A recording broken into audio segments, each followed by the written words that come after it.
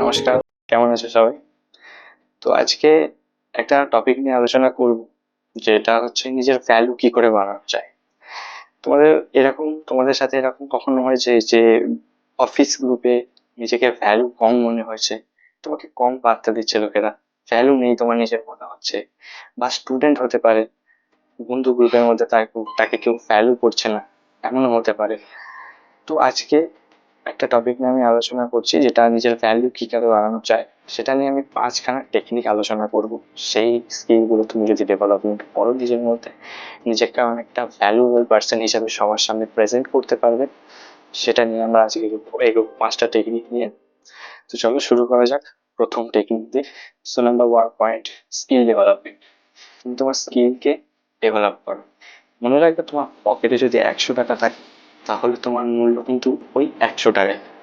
কিন্তু তোমার মাথায় যদি 100টা স্কিল থাকে, বা তোমার যদি 100টা স্কিল শেখা থাকে, তুমি কোনো স্কিলের কাজ যদি শেখা থাকে, তাহলে তোমার মূল্য অনেক বেশি। তোমার কনফিডেন্সও বেড়ে যাবে যে তুমি স্কিল জানো। যদি তোমার কাছে নতুন অনেক স্কিল থাকে, তাহলে তুমি সবার কাছে মূল্যবান। আর যদি তোমার কাছে কোনো স্কিল না থাকে, তাহলে তোমার কোনো মূল্য নেই। তাহলে কি করতে হবে? সমাধান করতে হবে তোমাকে, নিজের মধ্যে অনেক স্কিল ডেভেলপমেন্ট করতে হবে। কি স্কিল ডেভেলপমেন্ট করতে হবে? অনেক কিছু, যেরকম বই পড়া। সাকসেসফুল লোকেরা অনেক বই পড়ে। ইউটিউবে অনেক পোস্ট থাকে, যেগুলো ফ্রিতে পাওয়া যায়, ইউটিউব পোস্ট করতে পারো। অনলাইনে আজকাল অনেক কোর্স বেরিয়ে গেছে, যেগুলো থেকে তুমি স্কিল ডেভেলপমেন্ট করতে পারো। মোটিভেশন ভিডিও হতে পারে, যেগুলো তুমি মোটিভেট করতে পারো, অনেকগুলো স্কিল শেখা যায় সেখান থেকে। আরো অনেক কিছু করা যায়। এইসব স্কিলগুলো তুমি তোমার মধ্যে ডেভেলপ করো। করলে এটা একটা নিজের মূল্য বৃদ্ধির একটা খুবই সহজ উপায়, নিজের মধ্যে স্কিল ডেভেলপমেন্ট করতে থাকো। এটা হচ্ছে number point, develop your skill. চলে যাব দ্বিতীয় পয়েন্ট হচ্ছে নিজেকে সস্তা বানিয়ে নেওয়া। তো দেখবে, 100 টাকার নোট যদি মাটিতে পড়ে যায়, সেই 100 টাকার নোটে যদি কাদা বা ধুলো লাগে, তাহলে কিন্তু ওই 100 টাকার নোটের মূল্য একটুখানিও কমে না। আমরা কি করি জানো? আমরা ছোটখাটো ভুল বা ছোটখাটো ব্যথা পেলে আমরা সেইটাকে করে থাকি, নিজেকে অমূল্যবান হিসাবে ধরে রাখি। আমরা মনে করি আমাদের কোনো মূল্য নেই। সেই ছোটখাটো ছোট্ট একটা ভুলের জন্য আমরা নিজেকে এতটা বড় জাজমেন্ট দিয়ে দিই যে আমাদের কোনো মূল্য নেই। কিন্তু এরা বলতে হবে না।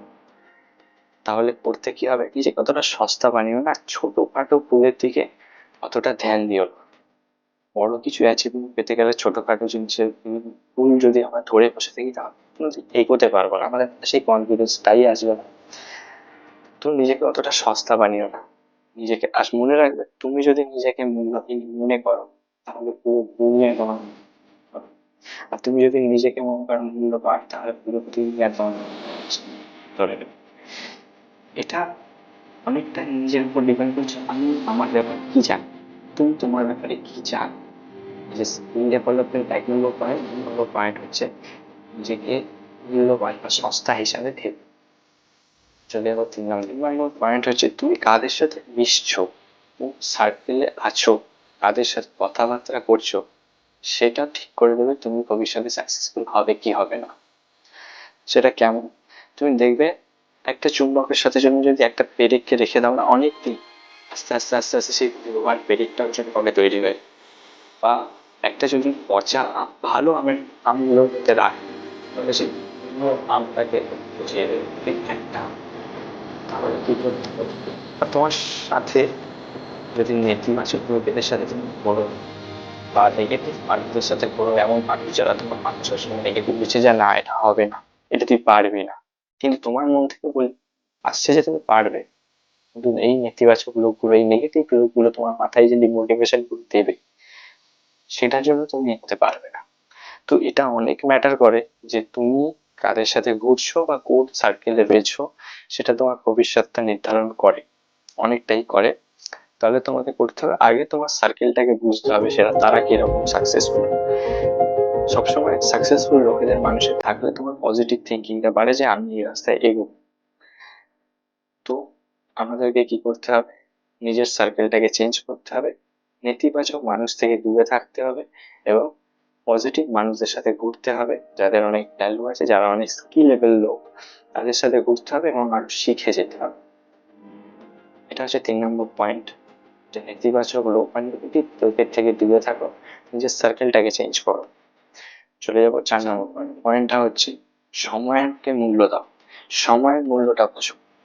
মনে রাখো আজকাল এই প্রবলেমটা প্রত্যেকটা মানুষের আছে, যারা সময়ের মূল্য বোঝে না। আর আজকাল স্টুডেন্ট থেকে শুরু করে প্রত্যেকটা চাকরিজীবী মানুষকে, প্রত্যেকটা মানুষকে সময়ের মূল্যটা অন্তত বোঝা উচিত।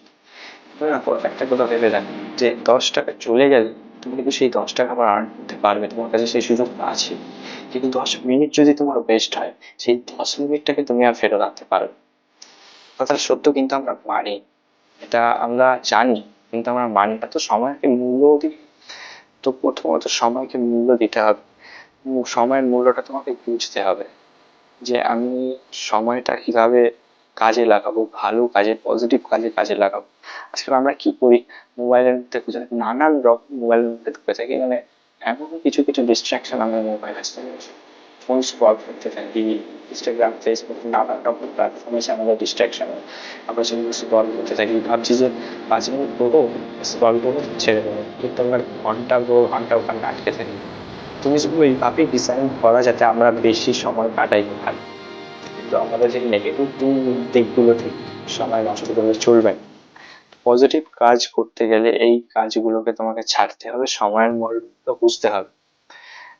তোমরা যদি চাও যে টাইম ম্যানেজমেন্ট নিয়ে আমি একটা ভিডিও বানাই, তো কমেন্ট করে লিখে দাও, আমি পরের বার টাইম ম্যানেজমেন্ট নিয়েও একটা ভিডিও নিয়ে আসবো।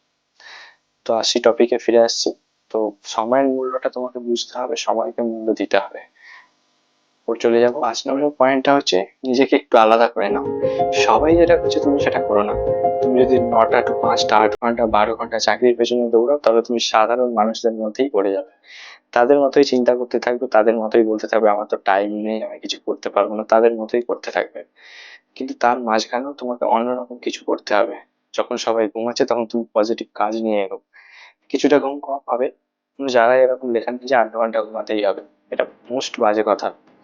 তোমাকে যদি কিছু করতে হয়, তোমাকে ঘুমটা কমিয়ে নিজের কিছু পজিটিভ কাজ করতে হবে, এগোতে হবে। তো সবার মতো যদি তুমি করো, তাহলে তুমি সবার দলে চলে যাবে। ভিড়ের মধ্যে দৌড়াতে যেও না, নিজেকে একটু আলাদা তৈরি করো, একটু অন্যরকম চিন্তা করো। মনে রাখো সাকসেস পেতে গেলে একটু পাগল হতে হবে তোমাকে।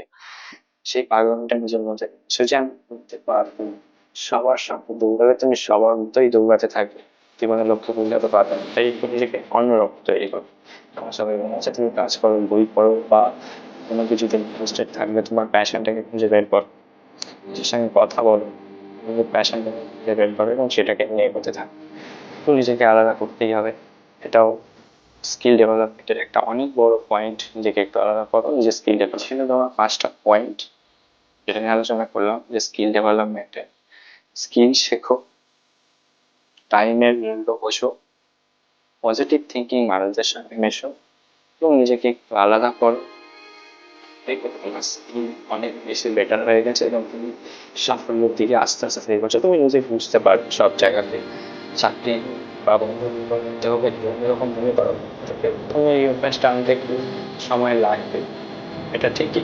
কিন্তু যে তোমার মধ্যে যে কাজটা হবে, যে ডেভেলপমেন্টটা তৈরি করবে, সেই জিনিসটা তুমি তোমার নিজেকে বুঝতে পারবে, যে ডিসিপ্লিন করে তুমি যে এগোচ্ছ, সেই জিনিসটা তুমি তোমার মধ্যে চেঞ্জেস দেখতে পারবে, আর এটাই তোমাকে সাফল্যের দিকে এগিয়ে নিয়ে যাবে, এর ভ্যালু বাড়াবে। তো এটা ছিল। যদি কোনো ইন্টারেস্টিং আরো টপিকে তোমাদের সাজেশন থাকে যে এই টপিকে ভিডিও আনা যায়, তো কমেন্ট বক্সে বলতে পারো। বা এরপরে টাইম ম্যানেজমেন্ট নিয়ে আমি বলেছি ভিডিওতে, টাইম ম্যানেজমেন্ট নিয়ে একটা ভিডিও করবো, যদি তোমরা ইন্টারেস্টেড থাকো তাহলে কমেন্টে লিখতে পারো। যদি ভিডিওটা ভালো লেগে থাকে তাহলে লাইক করো, শেয়ার করো, আর চ্যানেলটা সাবস্ক্রাইব করতে ভুলো না। আজকে আসি, সবাই ভালো থেকো, দেখা হচ্ছে পরের ভিডিও।